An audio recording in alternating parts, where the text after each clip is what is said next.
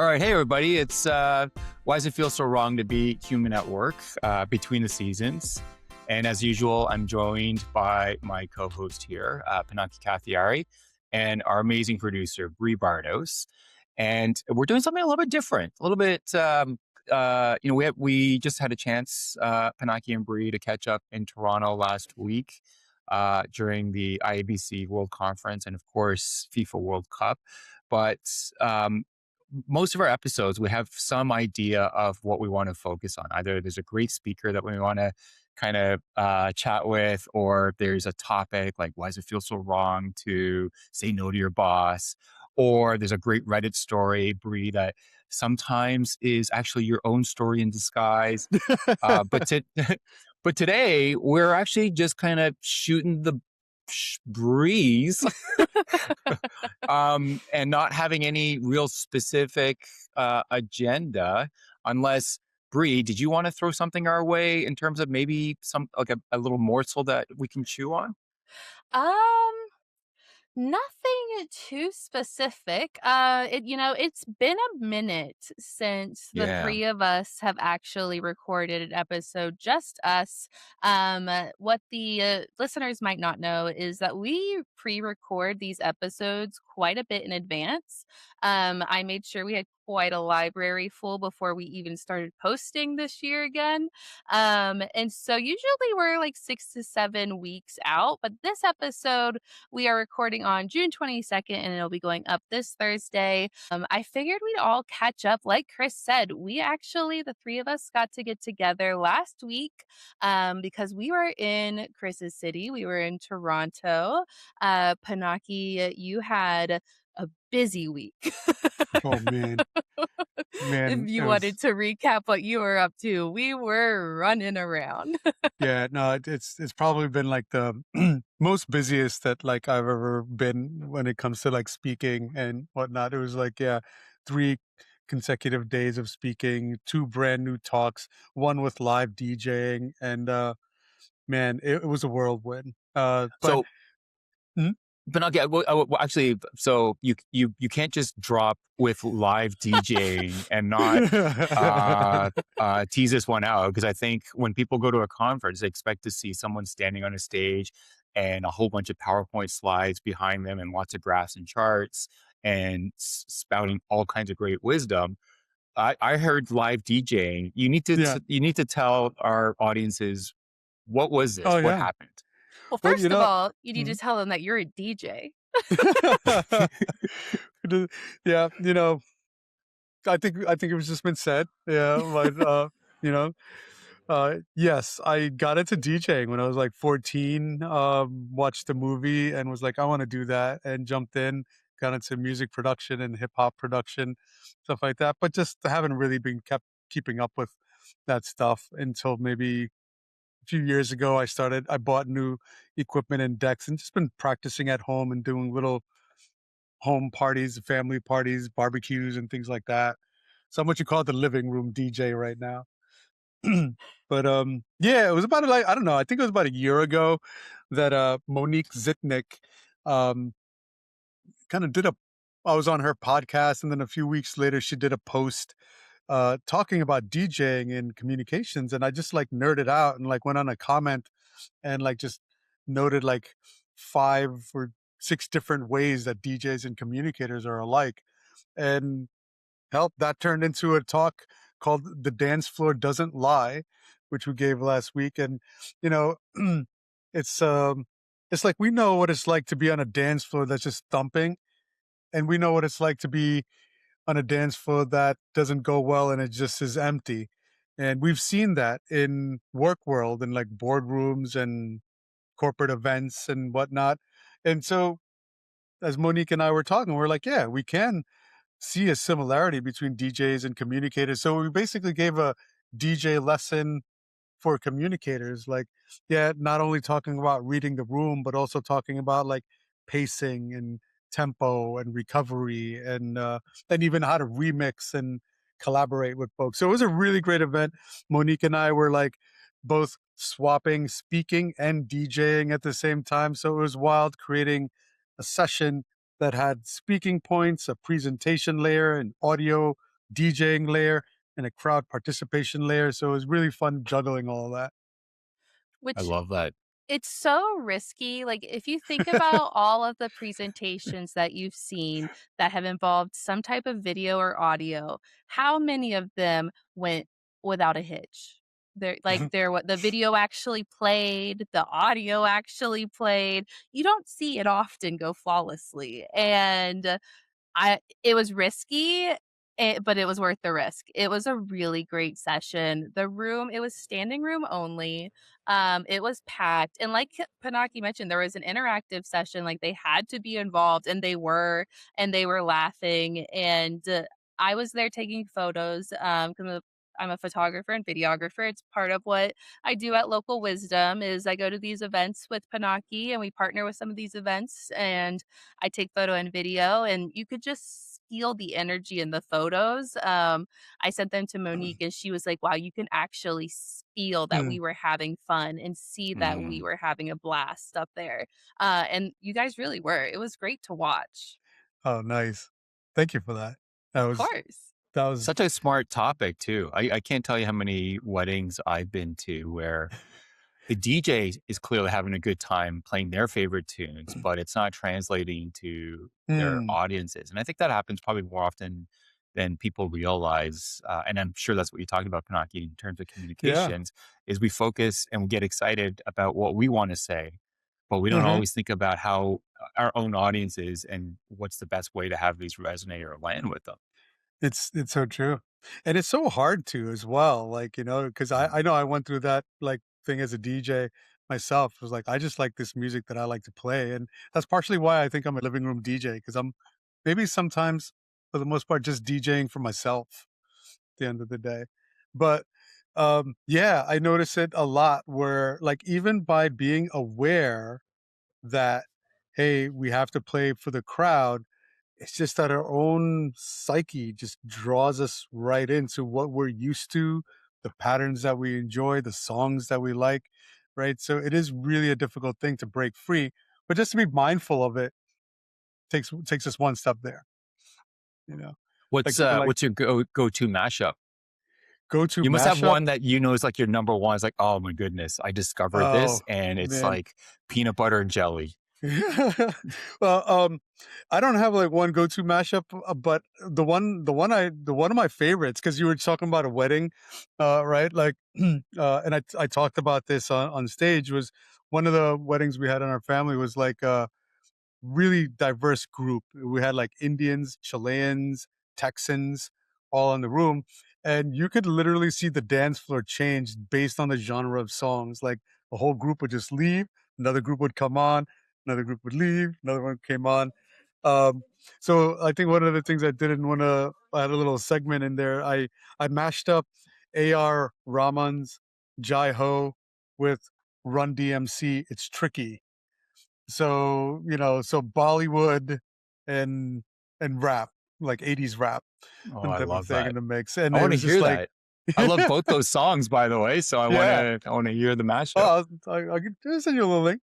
But but yeah, it was just like, you just saw like, like the folks who were into like Bollywood, they're just doing their thing, and then all of a sudden this like beat drops, then you hear like Run DMC lyrics, and you're like, what the hell is going on? And then that moment where everybody goes, oh, and that's every DJ's dream, you know, I love that. I love right? that. But yeah, that's what it was about. It's like, how do we create those types of moments inside your communications, whether it's internal communications or external communications? We had a lot of fun. So thank you for like the great Brilliant. feedback and whatnot. What else has been going on this week? There was a lot. That was just like one of the talks type of Yeah. thing. We were also at like Jenny Fields' Comms Reboot, which was an unconference, Yeah. which How was I that? truly do enjoy. That was really good. It was a really good crowd. We so the way unconferences work is basically the audience um, sets up the topic list, and there is no one presenter. Everybody kind of speaks and learns from each other. Instead of presenters, you have facilitators, and I was a facilitator, and it was cool. I got to facilitate two sessions. One was both AI inspired. One was on ethics and governance, and the other one was on workflow, process, and tools. So it was not me teaching, so to speak, but although I did drop a few things that I'm doing on myself, but it was great to see where everyone else is at in these topics. Yeah, and it was selfishly as the photographer, I had a great time. It was hosted in Contact Monkey's headquarters, and we're used to conference halls with no windows, orange walls, orange carpet, orange ceilings. And this was windows and natural light and plants.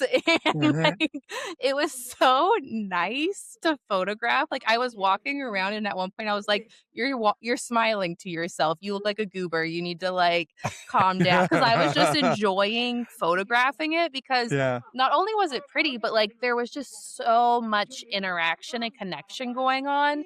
And when I'm taking photos of an event, that's what I'm looking for. I'm looking for like the people that are Mhm. experiencing the event, that are connecting with others. And it was just everywhere. Yeah. And the shots were just endless. I think I said this morning actually that I filled up a terabyte on my hard drive last week of Mm. photos and videos. Uh, in Was a there 4-day span. wasn't there some quote that Bill Gates said like 20 years ago or something like that, saying that you'll never need more than a megabyte of data or something like that? Like, Oh man, a wasn't there a megabyte. famous quote, something like that? I can't I remember I can't don't what the know. I'll have to look that I up. can't relate Yeah. yeah personally. No, yeah. I could always use your And space. now we're talking about like terabytes. Never mind gigabytes. We're talking about Yeah. terabytes. Yeah. Wow. Yeah, Yeah. I did 4 days worth of photography. So IABC was 2 days, comms reboot. I took photos for Jenny Field. So she's doing some branding work and asked me if I'd be interested in taking photos of her for her rebrand. And I was like, of course, I love Jenny and I just love to take photos. We we got onto the IABC main stage. Pinaki, Chuck, Jenny, they allowed us to take some good photos so that we Great. have them on the That's so nice big cool. stage, which is very fun to have and convenient from Mhm. like a branding and marketing standpoint. It's very, very convenient to have. Yeah. And then I actually got to go Thursday with Chuck and Jenny. They recorded their Frequency podcast in person in Mm, Toronto, and I got to go with smart. them and take photos in the studio, which was really cool. And now I have Very ideas for smart. us next time we're in Toronto, Chris. Very The smart. 3 of us, Yes. so Mhm. we can also do that because it was really cool. And like they had people, the office that it was Toronto Podcast Studios, and like all Mhm. you had to do was show up and sit down. They had people that would record it, edit it, and send you the files Yeah. at the end. And I have ideas for us guys. You just Yeah. made me think of an idea as well. That's for another time for sure. But I did Google Bill Gates saying this amount of data should be enough for anyone. So evidently the quote is actually 640K ought to be enough for anybody. However, AI is saying that this quote was attributed to Bill Gates in 1981. However, there's no verifiable evidence Oh. that he ever actually made this statement in public or in print. So it's a 640. famous quote that's kind of attributed to Bill Gates, but whether or not he actually ever said it is anyone's guess. I don't think he's ever claimed to have said it, anything like that. But we've gone 640K. from 640K, which probably at the time seemed like it was quite a lot, to Yeah. a terabyte, which I'm not going to do the math, but I don't know how many times more. I feel like opening up my documents folder right now and seeing what is like the smallest sized file. All right. The smallest sized file I have right now in my documents. Well, Is there anything Uh, less than 640K? no, I think so. I think so. We do have a lot less than 640K. huh, I have the smallest one here is 1 KB, the screenshot. a How do you get a Yeah. screenshot. screenshot under This 1K? I don't know. What is this a screenshot Very of? tiny, tiny Oh, it's a screenshot. screenshot. It's a 1 pixel screenshot. What's the next? Yeah, what is this? That'll There's do it. so yes, there are screenshots I've taken of color palettes so I could use the like the eyedropper tool to Oh, grab the color and stuff yeah. Like like that. Yeah. we had to put a physical server in my house in Pinaki's house that talks to each other for the amount of photos and videos that I take because I was like clogging up the OneDrive and like who wants to pay for Yeah. cloud storage for photos and video files? Like that's Yeah. crazy. So I'm sorry to whoever did say that. Probably wasn't Bill. Maybe could have been Bill. I need more storage than that. Yes, I need more storage than that. I need that on a t-shirt. Need more storage than that. But yeah, how was what about you, Chris? Like, I know you were traveling a lot. You were Mhm. doing a lot of like talks. What was going on You were at your events? What were some of the conversations and that you you Well, also had? it's were actually doing some you were doing some fun personal travel I wanna hear about too. Oh yeah. yeah, yeah. So I'll go over all of it. So Yes. just on the work side, in April, I was at the HR Management Institute in Muskoka here in Canada. And it's just a gathering in a really great resort. It's the JW Marriott on Lake Rosso, and it's put on Cool. by the IPMI, and they put on a lot of these types of events for basically HR leaders. And I hosted a roundtable. It was actually called a think tank about just the urgency and relevance of doubling down on a reimagined employee value proposition, because there's been so Mm, many factors now that have been impacting the competition for talent. So I think uh, AI, the obvious elephant in the room, is reshaping jobs quite literally as we speak, every day, every minute now. It's reshaping the value that we bring to our roles. So that was one of the factors. And then, of course, pay transparency.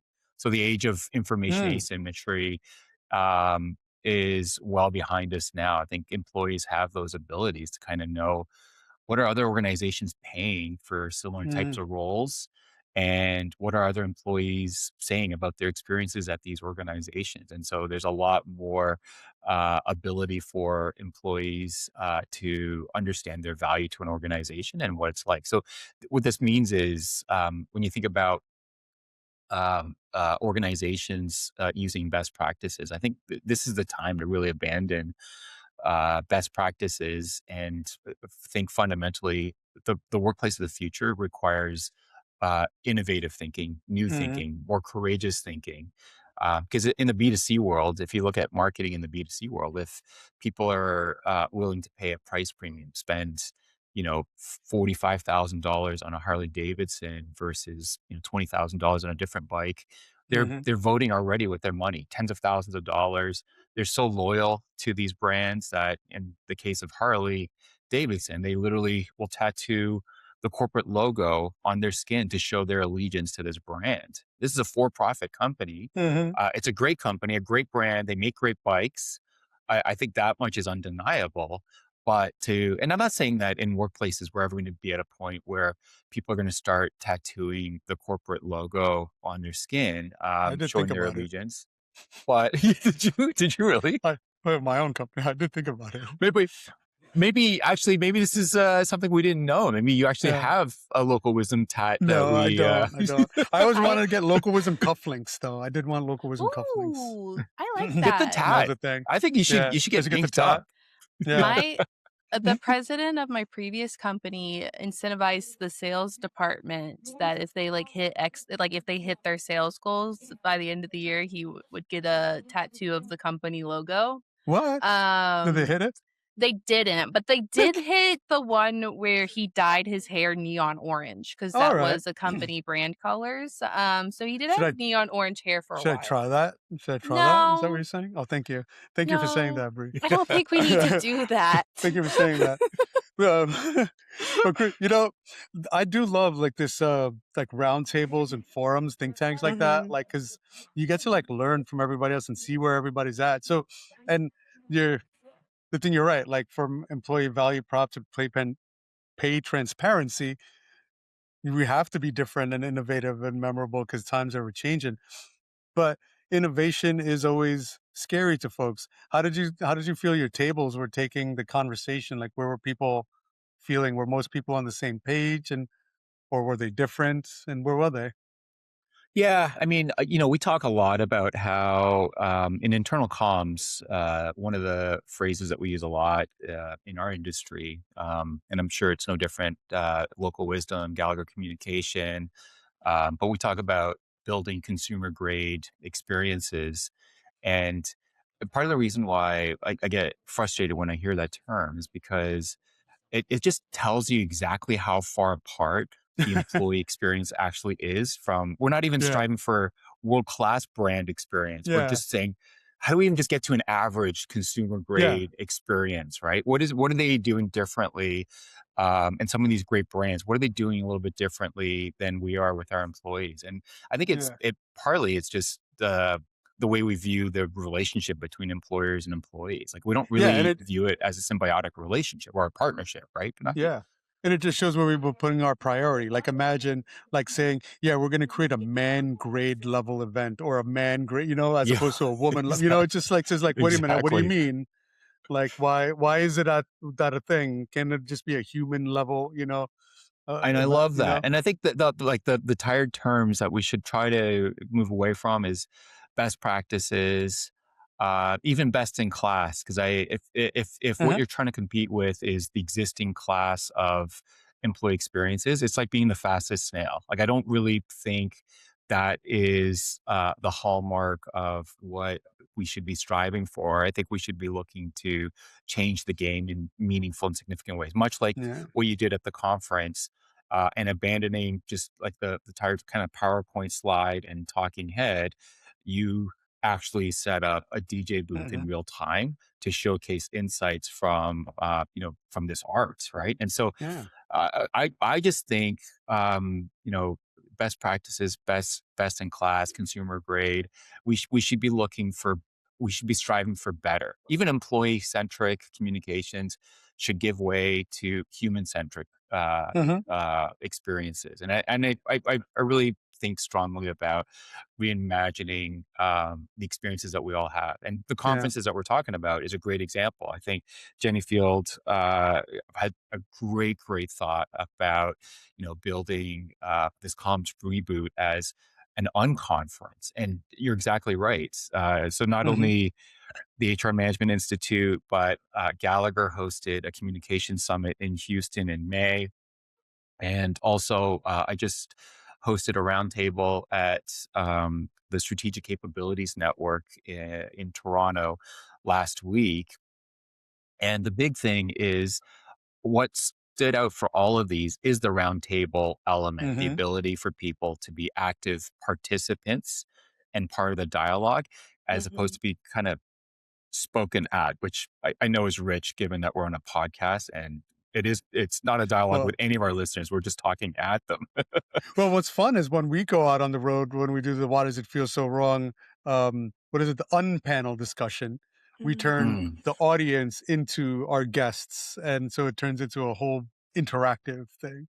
So You I'll give us kudos on that. I wanna float the idea out there at some point of, maybe taking Reddit reacting to Reddit at work onto a stage at some point, Mm, because then we could give our live insights, the Mm. audience could give their live insights, but that's just a thought in my head. But going back uh-huh, to what you were saying, Chris, I agree completely because, we went to Transform in March for the X Factor Summit, hosted by Chuck Ghost and Ecology. And that was a mm, great event. It was kind of like a hackathon. Where the mhm, morning it was presentations from Chuck and a group of experts. So Pinaki was one of them, and Mellinger, Lindsay Turner, and Jason Antoine. Is that how you say his last name? Intoin. Antoine. And those presentations in the morning, but then in the afternoon, like we dived into everyone has a problem. What's yours? Let's fix it. Mhm, And it was a collaborative session where everyone was able to get opinions from other people throughout all different phases of their career, with all different industry experience. And it was so nice because by the end of it, they like everyone that was there, they were all buddied up and they decided to exchange numbers so they could be accountability Mhm. buddies with each other. Mm, And like continue to follow up with each other. So then Chuck was like, "Well, this is a great idea. We're making this a real thing. We're going to all follow up with each other." And so it was so nice because I felt like that was just proof of like how much people connected and like truly like found a network at that event to willingly be like, okay, we're following up after this and we're going to Mhm. keep each other accountable. And also like I love an accountability buddy. Like I think that's great. Like I benefit as someone with ADHD from an accountability buddy like mhm. tremendously. So I love the thought of them initiating that.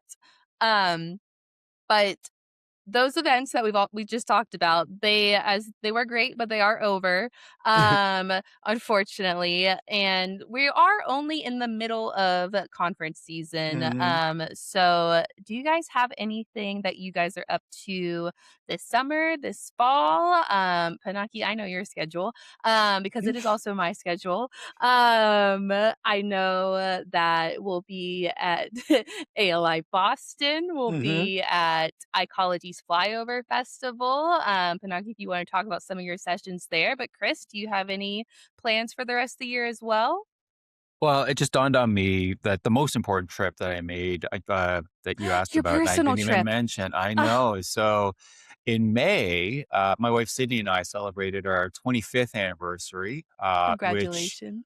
is, yeah, I mean, I honestly, to be honest, I attribute so much of the longevity to luck. I think I honestly, personally, I believe that luck is not given enough credit because obviously everyone likes to credit like hard work and compromise and all these different things, which are all matter without a doubt, but also luck is really, really useful as well. If you're unlucky, there's a saying in professional poker, the world's best pokers always say, best poker players always say, I'd rather be lucky than good. And I think it's true in life too. I don't think we really think about luck, and I definitely agree that you can make your own luck as well.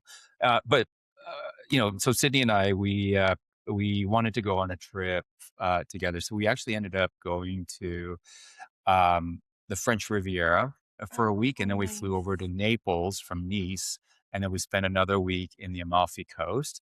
Ooh. And I'm not going to do that thing where it's like, oh, it was amazing, it was beautiful. It was all those things, but there was learnings as well. So two key learnings for me. One learning was there's not a lot of flights, if there's any at all, that go direct from Toronto to Nice or to Naples for that matter. So you actually have to go do a layover. And for us, both ways, it was Munich. And I thought like an hour layover would be more than enough time. And boy, was I wrong. So Really? we landed there, and one of the things that you don't account for is sometimes the plane like taxis for like 20 minutes, Mhm. Mhm. looking for an open gate, that kind of stuff. But then we get in, and in Europe, you have to go through passport control, Mhm. and that's a big lineup. And we realized we were looking at our watches, like we're not going to make our connecting flight. So we did, the most human thing and most annoying thing possible. We actually butted in front of the line. We just, I'm so sorry. Our flight is already boarding. Do you mind if we just kind of butt in? And I'm sure no one loved it, but it's like, all right, whatever, just go, go, go. And so we went and we were sprinting across the airport. We made it. And Oh, then good. on the way back, same thing because we already had booked our flights. And so we went to the front of the line. We said, we're so sorry, but we just heard its last call boarding on our flight. Do you mind if we go and find? And there was something was wrong with, there was like these terminals where they automatically scanned your passport. They weren't working. So the lineup was longer than Mhm. usual. And there was some lady near the front of the line.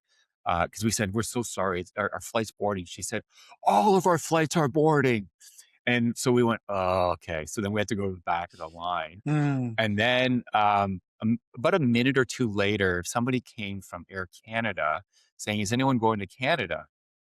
And we put up our hand and said, "Well, we just missed our flight to Toronto." She said, "No, we're holding it at the gate. Are you going to Toronto?" It's like, yeah, we'd love to if the flight's still there. And she said, okay, you're coming with me. So we went to the front of the line. Whoa. We went past this lady that yelled at us. Yeah, Now you have an exactly. escort. I know. And so we just Like, barely who are managed these it. guys? That's Yeah. Chris Lee. You know who that is? And then- That's Chris Lee. And then the other thing about me as a traveler, I'm not really I'm not stressed when I travel. It's just there's worse things that can Couldn't be happen me. than missing a flight.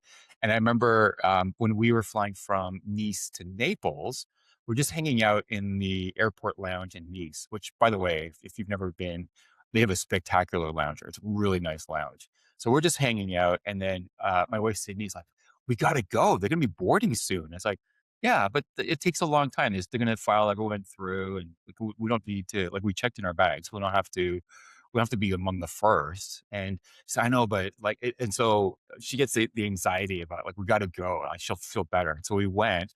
And when you know it, they started the boarding process earlier than what was originally stated.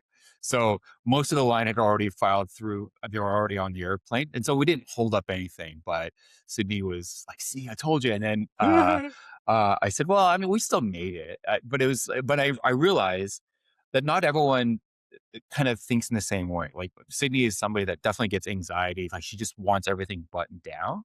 And I'm not like that. I'm just pretty simpatico. Like it's going to work out. I'm a big believer that everything's going to work out at some point.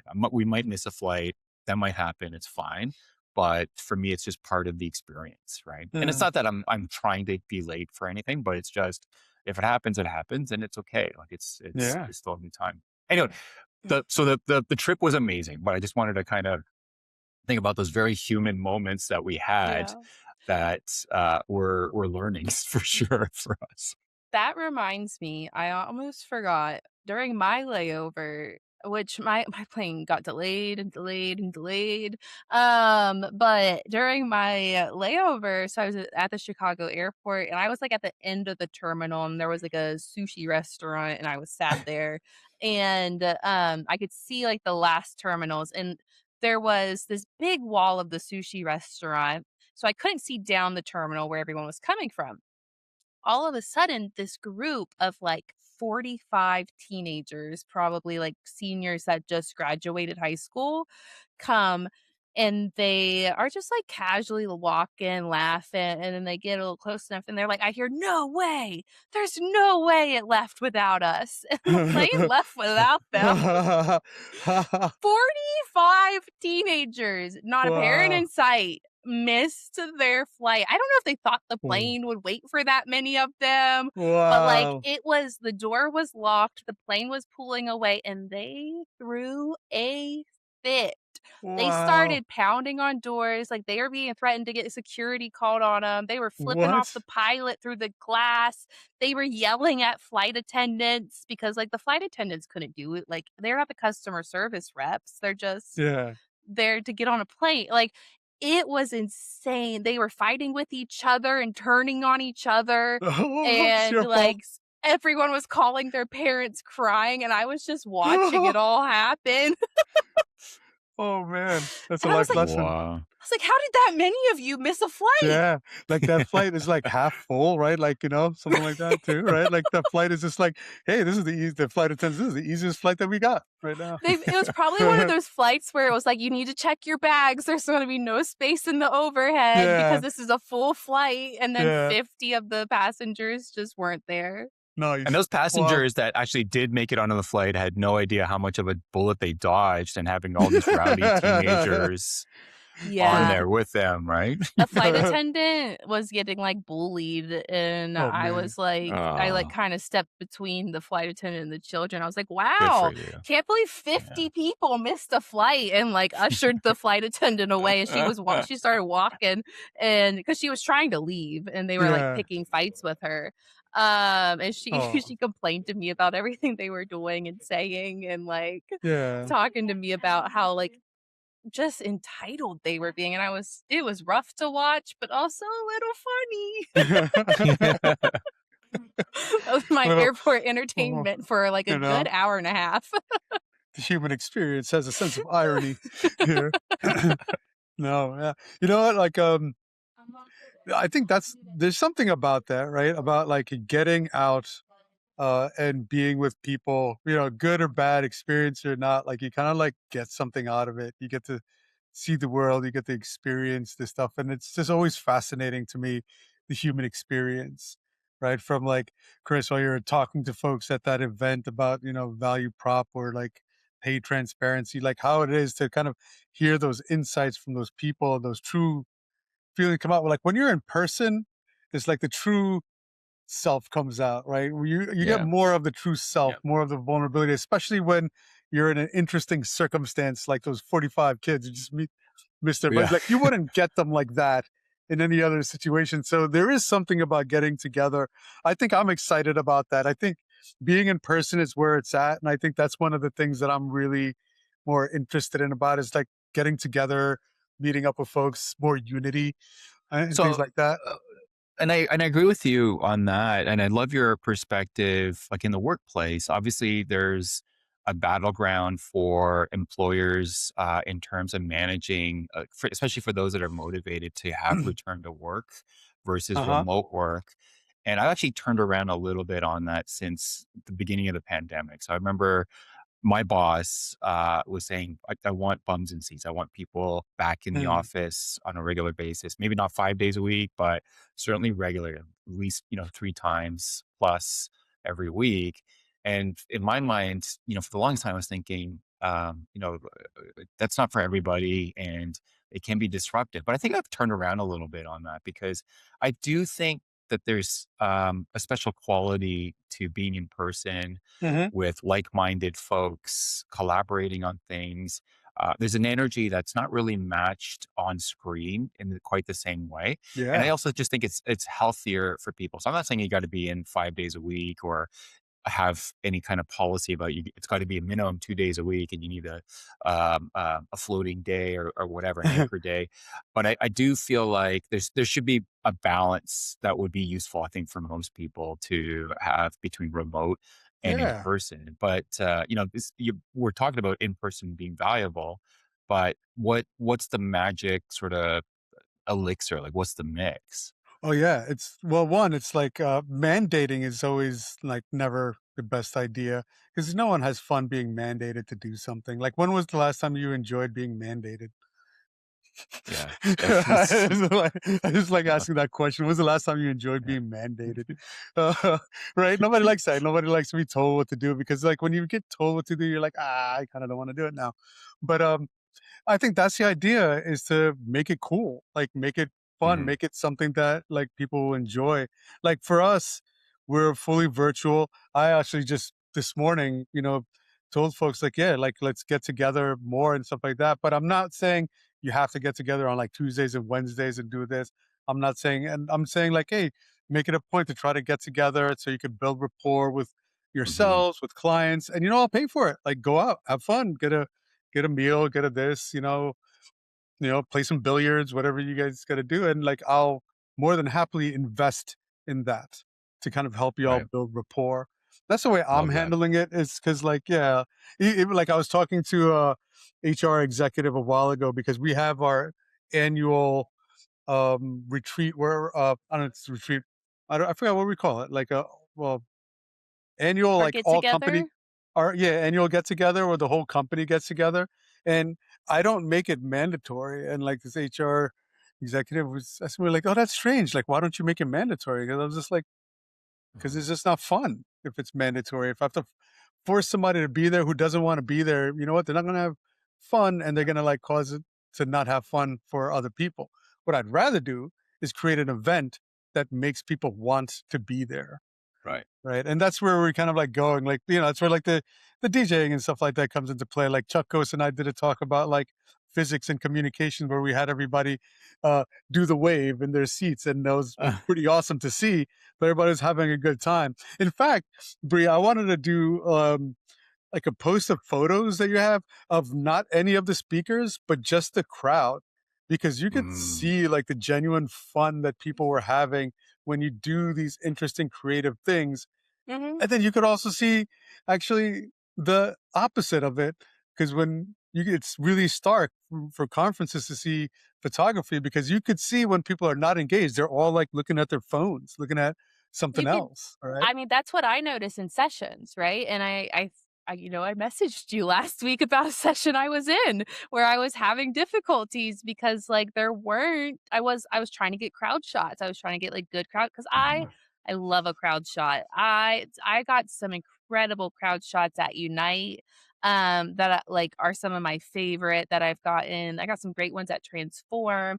A lot of it's like, the really colorful lighting from the stage makes for cool photos, but um there was one session where I was trying to get crowd shots and everyone was on their computer, like replying to email or on their phone Hmm. scrolling.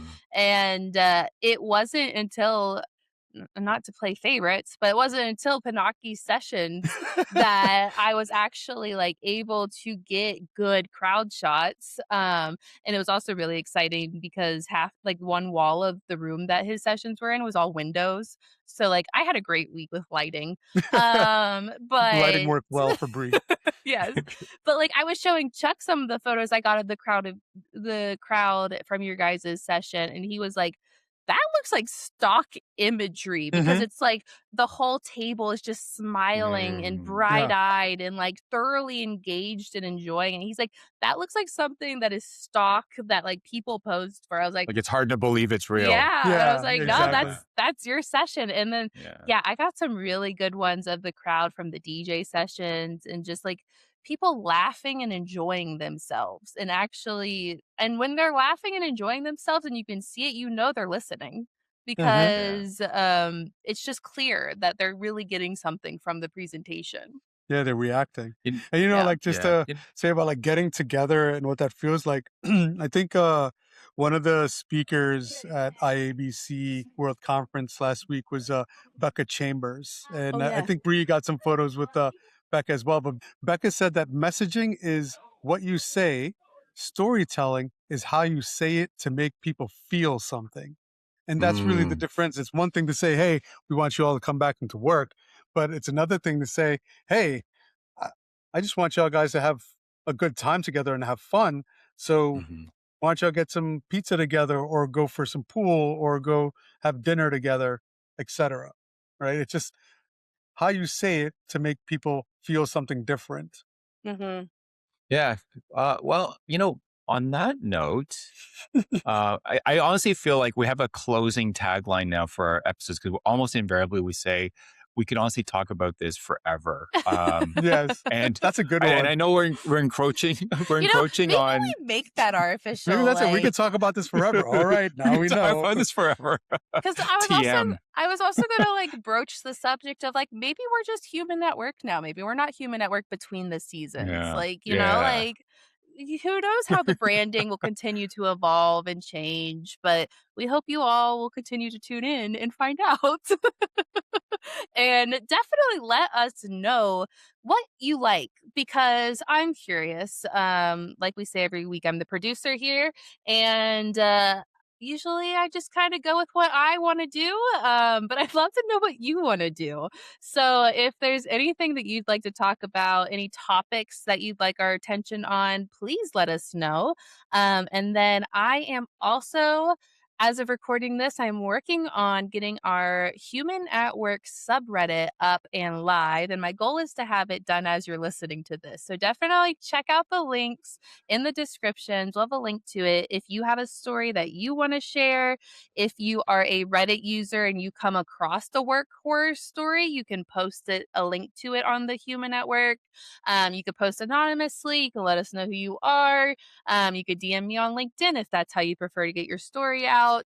But yeah, I definitely want to make it open to you guys to submit everything because you guys are the humans at work. And we're here to help if we can, or just react sometimes and be left a little speechless. But we do our Absolutely. best. The human experience is fascinating, amazing, and it just makes us who we are. So thank you all for listening. Hope you enjoyed this week's episode of Why Does It Feel So Wrong to Be Human at Work Between the Seasons, or whatever we're going to call it next. Thank you. Tune in, and we'll catch you next time, folks.